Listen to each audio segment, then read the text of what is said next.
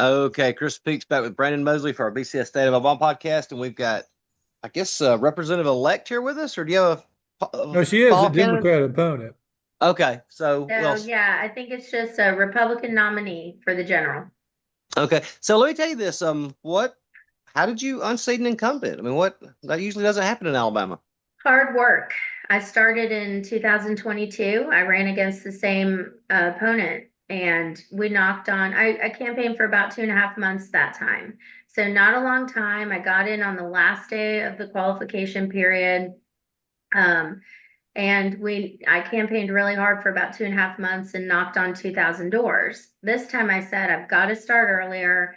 I've been active in the district ever since the last election, getting out there, talking to voters, volunteering, doing a lot of grassroots work. And so this time I said, I've got to start the full year out. So starting whenever, we were able to start raising money, which I think is 12 months before the election. And then, when we're able to start like getting out there and door knocking, that's what I did. So I knocked on 4,700 doors personally. And then we had some paid canvassers toward the end of the election that circled back around to some of the houses that weren't home the first time. So all total, I think my campaign knocked on at least 9,000 doors. And that's Um, how we did it. We talked to the voters on their porches, told them who I was, told them why I was asking for their vote. Danielle, your opponent, Representative Simpson, had some negative flyers that were being distributed by you know, uh, one of these, road packs. I think AL Reporter did some reporting that tied that somehow to a consultant that worked with Alpha. Those kind of things are completely out of your control, right? Completely. And, I got a lot of flack for, I had voters asking me, do you have an out of state Wisconsin consultant? I was like, no, I have a consultant who teaches Foundation for Applied Conservative Leadership, FACL classes.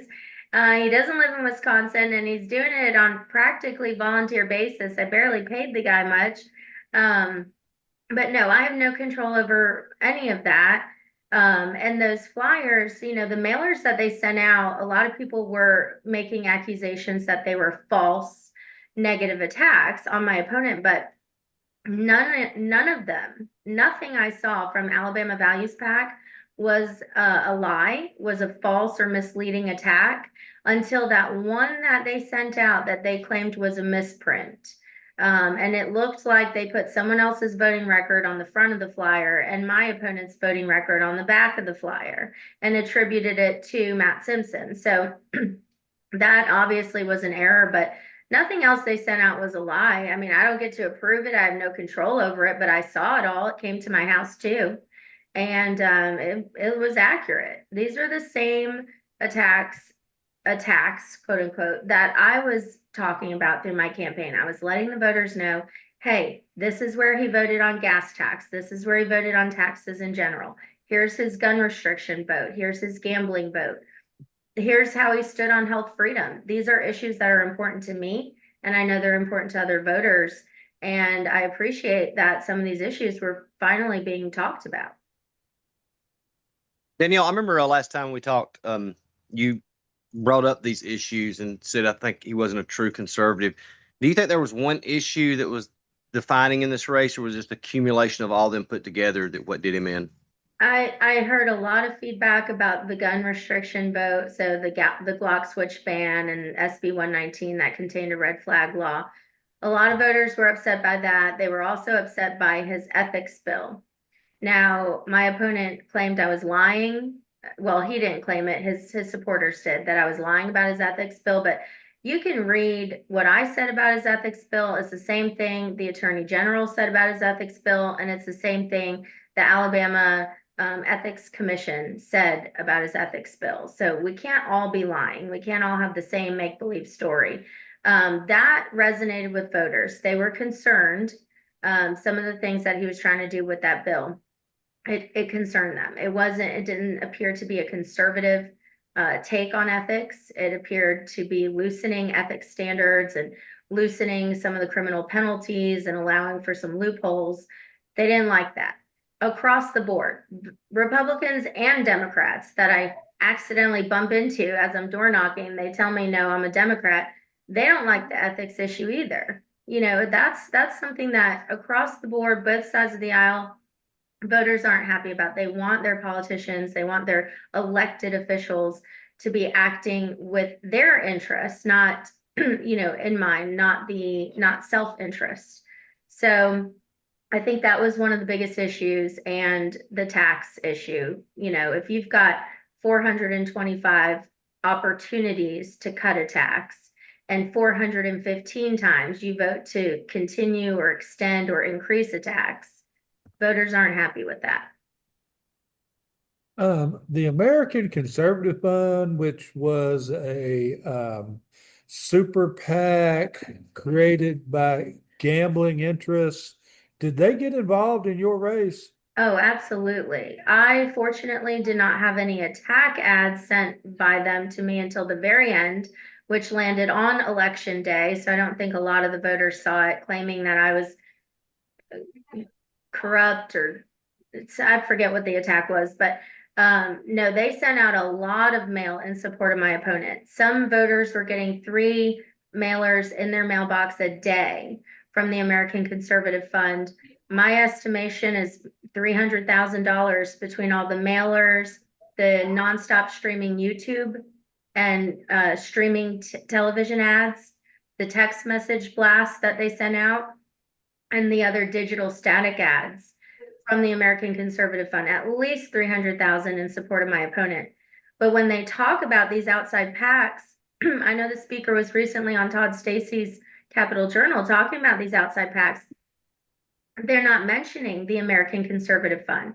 They're talking about out-of-state PACs, but American Conservative Fund, that's out of country. That's international gambling lobby, dark money that they poured. There was one reporter just estimated 9.3 million into Alabama primary races.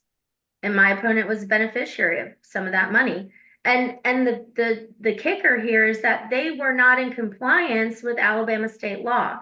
Alabama Values PAC, no matter what they want to say about them, at least they filed their reports every month.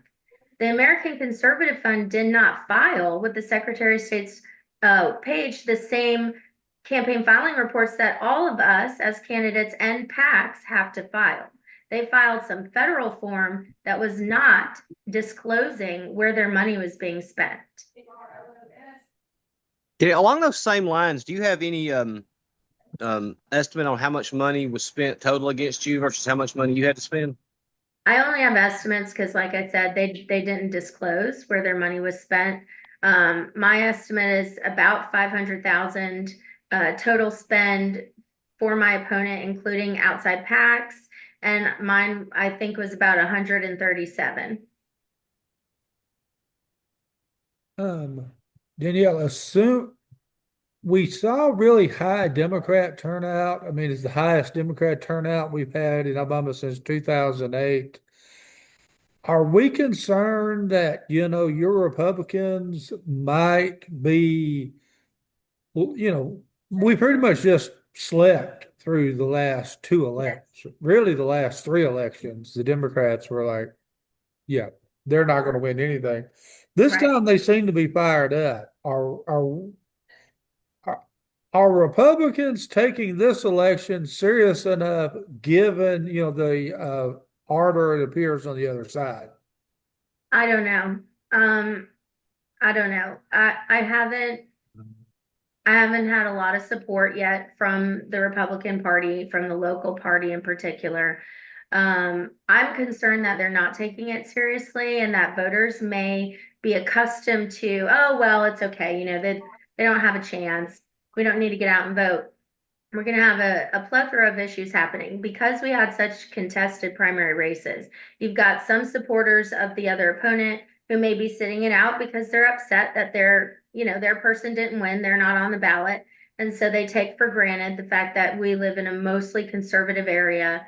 They may set the election out. Then you've got Doug Jones at the top of the ticket mobilizing these Democrats who are thinking, yay, finally, they think they have a chance. The media is hyping it up and telling them they have a chance against Tommy Tuberville. I don't believe they do, but you're going to see bigger voter turnout for, the Democrats, and they're voting down ballot. I have a transgender opponent who seems pretty radical in his ideology. So they're not going to know that when they're voting down ballot. They're just going to pick the Democrat all the way down, right? Or they just pick a Democrat only ballot. So they are going to get more votes this time than normal. And we've got to get the local Baldwin County Republican Party has got to rally around these Republican nominees, despite any hard feelings from these contested races. Or, I mean, it's always a possibility you could lose a seat. That would be a shame. And I don't think the voters of this district, who are primarily conservative Republicans, would appreciate being represented by a transgender Democrat. So is it, you said you called it him, is this a man that says it's a woman or a woman that says it's a man? He's a man. Okay. Man, I assume it's tricky, but he appears to be a man, but he goes by the name Terry, and I think uses pronouns she. I don't know, I haven't had a conversation with him, but that's not, I'm not knocking him for his personal choices, but his ideology is pretty radical. I will. It's pretty radical, and that's not what we want representing us here in District 96. So we've got to put aside hard feelings and come together and make sure we don't even give them hope. I don't even want them getting 20-30% of the vote, because that's going to give them hope that they can take this seat one day. We've got to really, really perform well in this general. The gambling force has spent an awful lot of money trying to keep you from getting elected to this seat. Have they reached out to you with an olive branch? Hey, let's meet and have lunch and talk about gambling issues? No, absolutely not. And even if they did, I would turn down their offer. I'm not interested in courting the gambling lobby. That's just not, there's no need to do that. But I would like to communicate more with my fellow Republicans across Baldwin County and elected officials who, have supported Simpson. It's time to come together. You said you hadn't had much support from the local party. Do you think it's sour grapes because you unseated an incumbent? Yes, and there were a lot of, false accusations that I was running a smear campaign, that I was lying, just a lot of nonsense that you typically see in a race like this. But it's time to move past it. I don't appreciate I don't appreciate the accusations about my character, about my integrity. I've never lied. Nothing I said in my campaign, nothing paid for by the committee to elect Danielle Duggar, was a lie, a mischaracterization, a mistruth, a half-truth, a smear, nothing. Just because you don't like the truth doesn't make it a lie. So people need to put aside their feelings and stop with the nonsense. I was yelled and cussed at by someone within the Baldwin County Republican Executive Committee just yesterday. It's become a little bit ridiculous. So it's time to stop being childish, come to the table. Let's support the Republican. If you are truly a Republican and you're a member of the party and you're even in leadership in the party, it's time to act like it. Come together. This is our election process. This is what we do in the state of Alabama. We elect our Republican nominees. So if you've got to be able to swallow the results of that election. The voters have spoken, and as a Republican and as a conservative, you should respect the voice of the voters, and let's come together and move on. You live in Baldwin County, which is in Congressional District 1. Last week, we thought you were having a congressional primary on August 11th. Yeah. And apparently, to, because I still don't have confirmation of this from the state party whom I called this morning. They were confused. It appears from the court in Atlanta that no, they're not going to let us having an August 11th primary, and instead you've got a June 16th primary runoff election between Rhett Marquez and Jerry Carl. Just for your people down in Baldwin County, I mean, I'm not asking you to tell them how to vote, but just to remind them, yeah, they still need to vote their pick for CD1, and they may have to do it over again in August 11th. I mean, I know I sound confused, but that's kind of the way I understand it at the moment. It is confusing. It's so frustrating, and it's election interference at its finest. First, you have these candidates spending money up in the Wiregrass and down in Baldwin County and down on the coast when they didn't need to, right? Because then their lines got redrawn. So Rhett Marcus didn't need to spend money down here on the coast, and Jerry Carl didn't need to spend money up in the Wiregrass. They redraw the lines, and now we're saying, okay, in August, you guys are going to run your respective previous districts, right? We've got the coast CD1 and the Wiregrasses. You're out, okay? Well, now we're back to what we had initially. So if I were a candidate trying to figure out where do I spend money, where do I place ads, where do I have my billboards, where do I send out mail, this is crazy interference from the courts in our election process. I would be livid if I were one of these candidates right now with this confusion and not knowing. The voters don't know when they need to vote. The candidates don't even know what the final outcome is going to be. It's just terrible. So we've got to, turn people out on the 16th and just, this might end up being the final result, or they might scrap this one again and do another one. But regardless, we've got to go out and vote. And I'm afraid there's going to be so many people who sit it out who don't realize that this vote is where they go and vote for the congressional candidate instead of August, because they were already told to vote in the primary. Then they said, no, that one will be voided. It doesn't matter. But now it does matter because that runoff is now what we're voting on in June on the 16th. It is just terrible. Personally, I think they should scrap it and start over. But I mean, these poor candidates. I can't mean, I don't know imagine. how Rhett Marquez handles this. Do you spend money in Montgomery thinking there's going to be a CD2 election that you're in August, or are you down in Baldwin County trying to beat Jerry on June 16th? I mean, it's like, What do I you think you got to win do? the one you're in. I Or don't I know think how well, they he's can in do both both. now is the problem. He qualified in two last week, yeah, but I I mean, and I he's don't still know. I on the mean, ballot in one.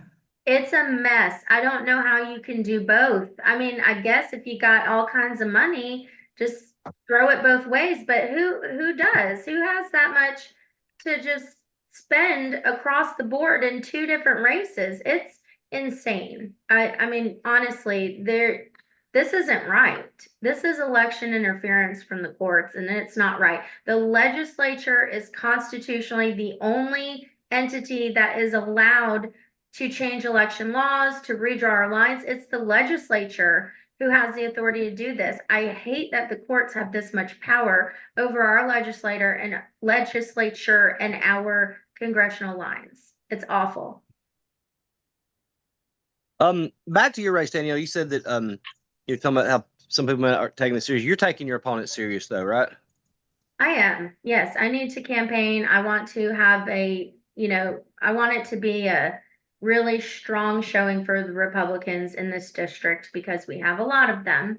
And, when I go door to door, people are very conservative in this area, especially Daphne, Spanish Fort, and some of our outer lying areas, Loxley and up in Blakely and Bromley. These are very conservative folks. So I want to make sure that they are well represented in the general, that we get a good showing. And I'm not going to just, sit this one out and not campaign. I'd like to be out campaigning and making sure that the people who came to vote for me in the primary are going to come back in the general, and that more Republicans will come out in the general than they did in the primary. We had very low turnout, very, very low. It was sad. So I hope we can rally some people and let them know there is a high profile Democrat at the top of the ticket. You've got to come out and support your Republicans in this race. Have you given, assuming you get past the transgender Democrat woman, man, whatever he is, you're in the November.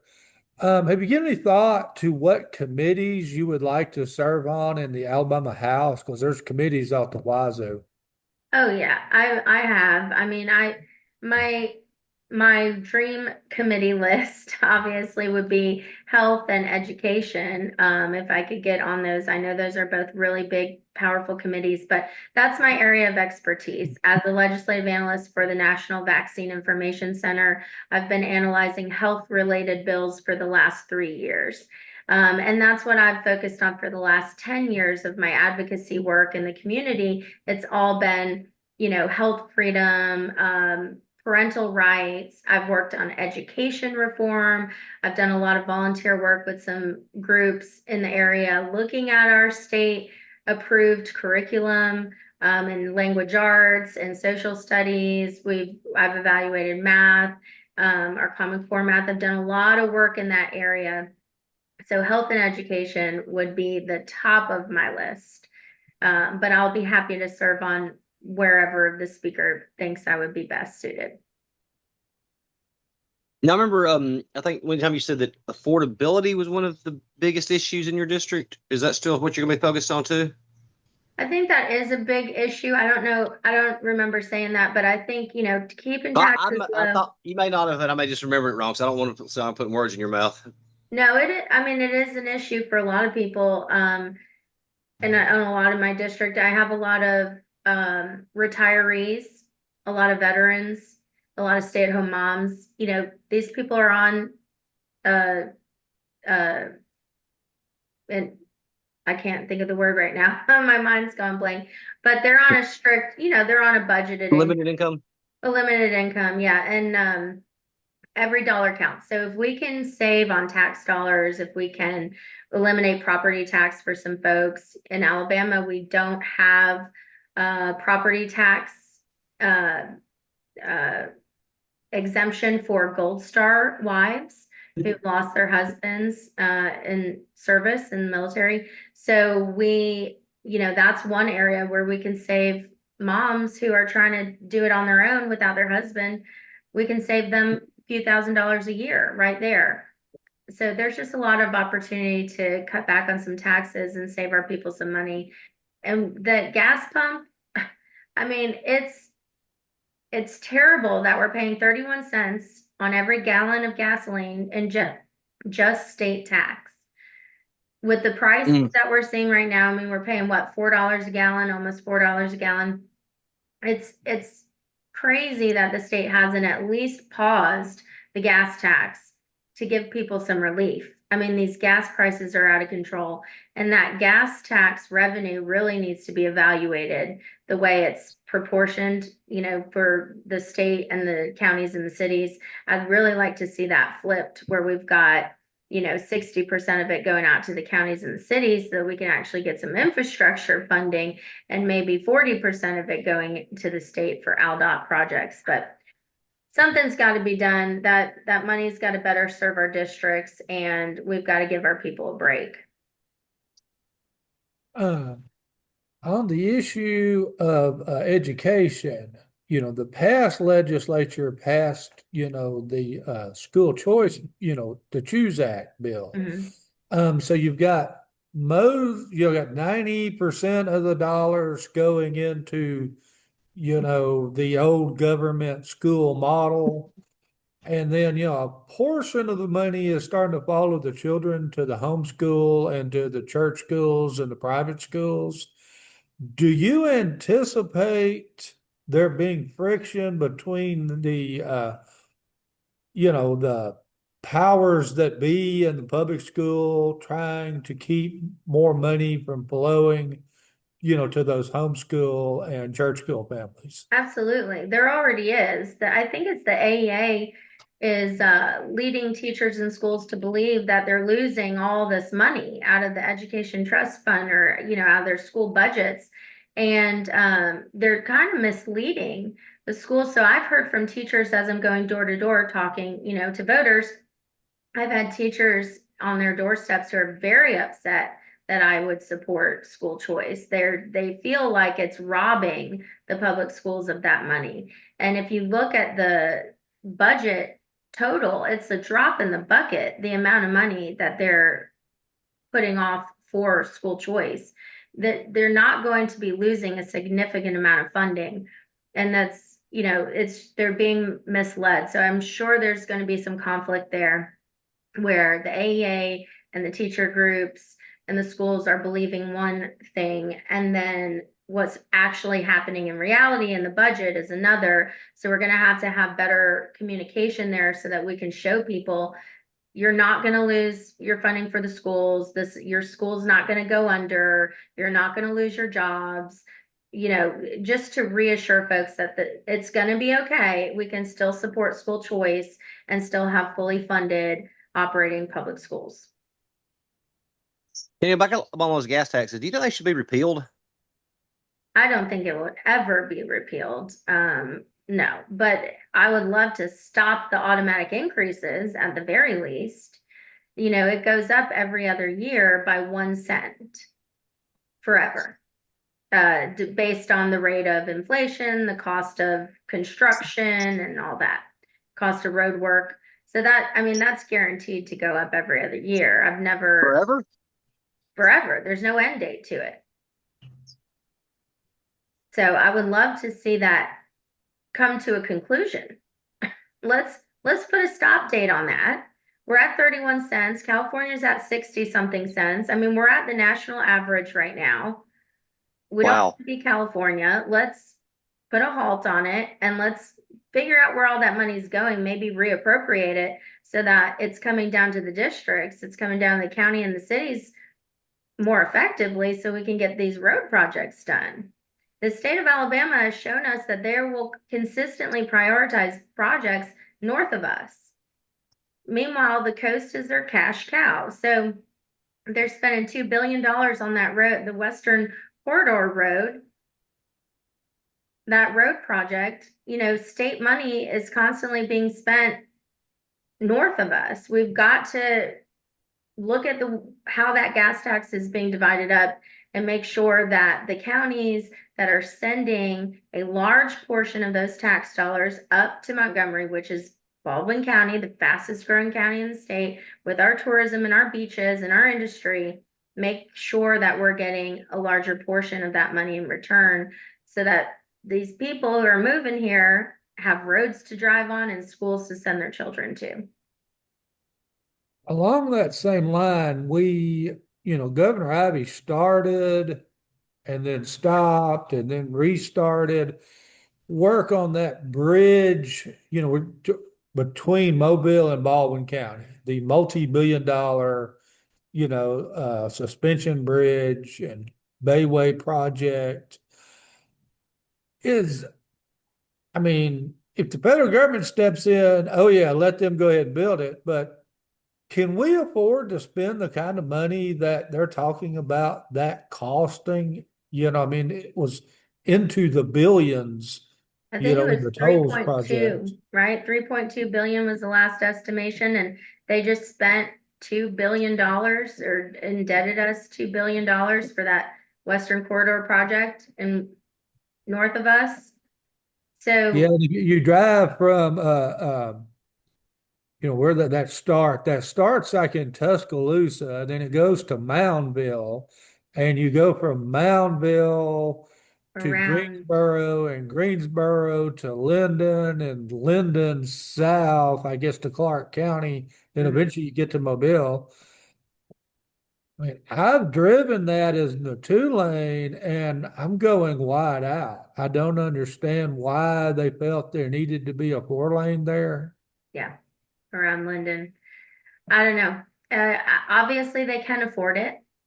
If we were to put $2 billion into our bridge and have the federal government match us, we're going to have the bridge paid for. Instead, they're crying poverty and they want to put a toll on the bridge. So I couldn't tell you what's going through Ivy's mind or what they're planning up there. I haven't, been privy to those conversations, but it seems like if they wanted to, they could. And we've got to get federal matching or even just let the feds pay for the bridge completely. That bridge is already paid for by our tax dollars, our federal tax dollars, way back when. It's a federal roadway. Let's let the feds pay to fix it. The entire country benefits from that bridge. It's not just Mobile and Baldwin counties. The entire country. It runs from California to Florida. That is a vital piece of infrastructure. So I would love to see the federal government contribute more to that bridge. I don't want to see a toll on it. And I feel like the state could prioritize funding for the bridge. Danielle, you said a while ago that the local party, you've not seen any support for them. Has anybody from the state party leadership reached out to you, like Speaker Ledbetter? Speaker has not reached out yet. I have spoken with Scott Stadhagen, our GOP chairman. He reached out to me yesterday. We had a good conversation. I'm excited to get to work with the GOP. I also won my seat for the state executive committee.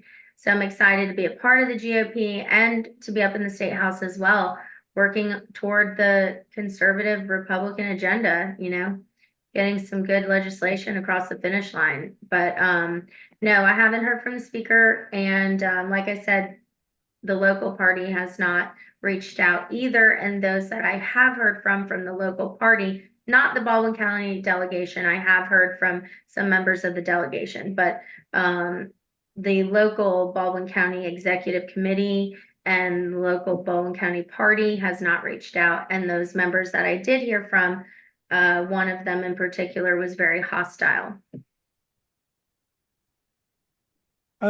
We've spent, I'm hearing like 1 point, or will total spend like 1.7 billion on the K-Ivy Correctional Complex out in Elmore County.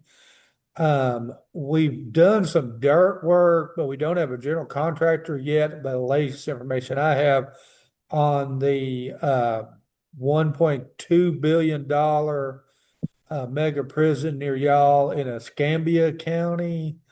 Is that a project we can afford to build, or would be better for us to spend whatever we have left after the K-Ivy Correctional Complex on repairing the existing prisons that we have and we've neglected on while we were spending money on the two mega prisons? I couldn't tell you. I have not looked at the prison budget, what they're spending in those areas. I really couldn't tell you, but that would definitely be something that I'm going to learn as soon as I'm in office. I'm going to figure out where this money's going. And, I've read some really shocking things about our Alabama prisons. So I know that there is a need to improve our existing buildings. But I couldn't tell you if we can afford the new ones or if we should just reinvest in the buildings that we have, expanding and improving. Hey, when you so assuming you win in November, when will you actually be sworn in? I believe it's the day after the general election. Okay, So it will that's what I be, thought too. I just yeah, couldn't it remember. will be in November. Yeah, I think it's the day after the general election results are certified. In case they need to open the provisional ballots or something. Right. So yeah, sometime in November. And no, I do know we don't want another federal takeover of our prisons, though. We can't let it get so bad that the feds come in and take over. Along that line, we're spending like $2 or $3 million a year on law firms to defend us against the federal government in the lawsuit where they, sued us back in I think it goes all the way back to the first Trump administration, claiming that our prison, that life in our prisons is so bad that it amounts to being a cruel and unusual punishment, Yeah. therefore is unconstitutional. Um, do you think we should be trying to talk to the Trump administration about dropping their suit and maybe saving us some of the money we're spending on litigation there? Well, surely if it's founded, if their accusations are unfounded, then yeah, absolutely. Someone needs to talk to Trump and see if we can save the state some money. But, if their accusations are true, I remember back in the 70s that happened as well. They came in and they did take over the prison systems because of what they claimed were cruel and unusual treatment of the prisoners.